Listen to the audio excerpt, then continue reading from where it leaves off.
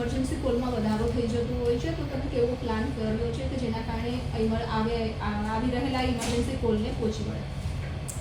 ગુજરાતમાં 108 ઇમરજન્સી સેવા છેલ્લા 18 વર્ષથી સક્રિય છે અને દર વર્ષની જેમ અમે અગાઉથી જ મોટા જે તહેવારો છે એ તહેવારોમાં કયા પ્રકારની ઇમરજન્સી કયા વિસ્તારોમાં વધશે અને એના માટે શું શું વ્યવસ્થાઓ કરવી પડશે એનું અગાઉથી જ અમે ફોરકાસ્ટિંગ અને પ્લાનિંગ કરતા હોઈએ છીએ. આ વખતે આપણે જો 2025ની હોળી અને ધૂળેટીના પર્વની વાત કરીએ તો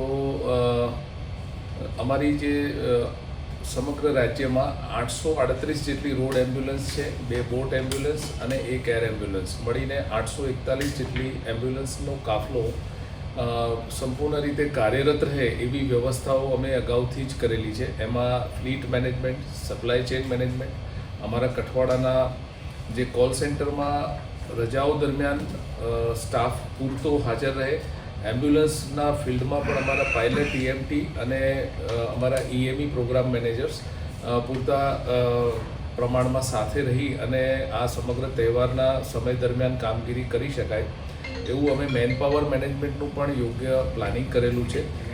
વધનારા કોલની સંખ્યાને પહોંચી વળવા માટે કોલ સેન્ટરમાં EROની સંખ્યા, અમારા ERC ફિઝિશિયન્સની સંખ્યા અને આ ઉપરાંત સપ્લાય ચેઇન મેનેજમેન્ટ એટલે કે અમારી દવાઓનો પૂરતો જથ્થો જે તે એમ્બ્યુલન્સ સુધી પહોંચાડવો, એમ્બ્યુલન્સમાં રહેલા ઇક્વિપમેન્ટ્સ વગેરેનું રિપેર કે રિપ્લેસમેન્ટ ડ્યુ હોય એને પણ અમે અગાઉથી જ કરી અને આ વર્ષમાં વધનારી ઇમરજન્સીસને પહોંચી વળવા અને હોસ્પિટલ સાથે પણ યોગ્ય કોર્ડિનેશન કરીએ કે જેથી ઓછા સમયમાં પેશન્ટને સારવાર સાથે સાથે ઝડપથી હેન્ડઓવર કરી અને એમ્બ્યુલન્સને બીજા કેસ માટે રવાના કરી શકાય.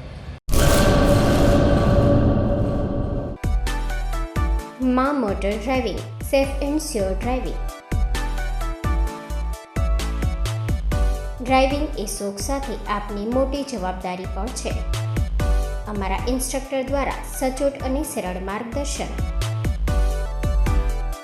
આપની રોજની તાલીમની માહિતી મેળવીને શું અધુરાશ છે એના ઉપર પૂરું ફોકસ કરાય છે.